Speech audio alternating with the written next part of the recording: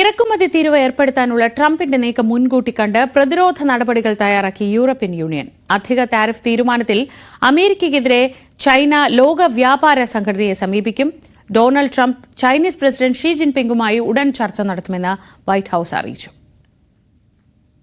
അമേരിക്കയും യൂറോപ്യൻ യൂണിയനും തമ്മിലുള്ളത് $1.5 ട്രില്യൺ വ്യാപാര ബന്ധം.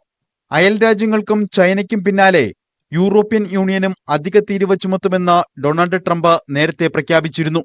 ഇത് മുൻകൂട്ടി കണ്ട യൂറോപ്യൻ യൂണിയൻ പ്രതിരോധ പദ്ധതികൾ ചർച്ച ചെയ്തു തുടങ്ങി. ബ്രസൽസിൽ നടന്ന യോഗത്തിൽ യൂറോപ്യൻ യൂണിയൻ നേതാക്കൾ താരിഫ് യുദ്ധത്തെ പ്രതിരോധിക്കാനുള്ള പദ്ധതികൾ ചർച്ച ചെയ്തു. അമേരിക്കയുടെ ഏത് വെല്ലുവിളിയും നേരിടാൻ തയ്യാറാണെന്നാണ് പ്രതികരണം. The US is one of Europe's oldest and strongest allies. Our €1.5 trillion trade relationship is too important, and imposing tariffs on each other would hurt companies and people on both sides of the Atlantic. അമേരിക്കയിൽ നിന്നുള്ള കൽക്കരിക്കും LNGക്കും 15%, crude ഓയിലിന് 10% China levy ഏർപ്പെടുത്തി. കൃഷി ആവശ്യത്തിനുള്ള യന്ത്രങ്ങൾക്കും വലിയ കാറുകൾക്കും America അധിക തീരുവ നൽകേണ്ടി വരും. ചൈനീസ് ഉൽപ്പന്നങ്ങൾക്ക് 10% അധിക തീരുവ ഏർപ്പെടുത്തിയ യുഎസിന് അതേ നാണയത്തിൽ തന്നെയാണ് ചൈനയുടെ മറുപടി. ചില ഉൽപ്പന്നങ്ങളുടെ കയറ്റുമതിക്കും ചൈന നിയന്ത്രണം ഏർപ്പെടുത്തി.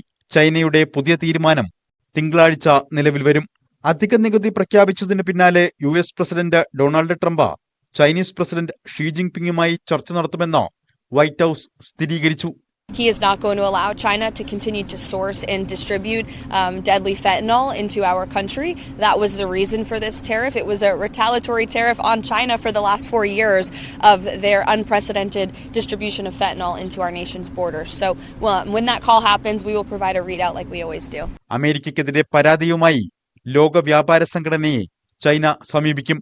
ഗൂഗിളിനെതിരെ ചൈന പ്രഖ്യാപിച്ച അന്വേഷണവും യുഎസിനെ പ്രതിരോധത്തിലാക്കിയിട്ടുണ്ട്. കാനഡയ്ക്കും മെക്സിക്കോയ്ക്കുമെതിരെ ഏർപ്പെടുത്തിയ ഇറക്കുമതി തീരുവ ഇരു രാഷ്ട്രങ്ങളുടെയും തലവന്മാരുമായി നടത്തിയ ചർച്ചയ്ക്ക് ശേഷം അമേരിക്ക 1 മാസത്തേക്ക് മരവിപ്പിച്ചിട്ടുണ്ട്. News desk, News 18.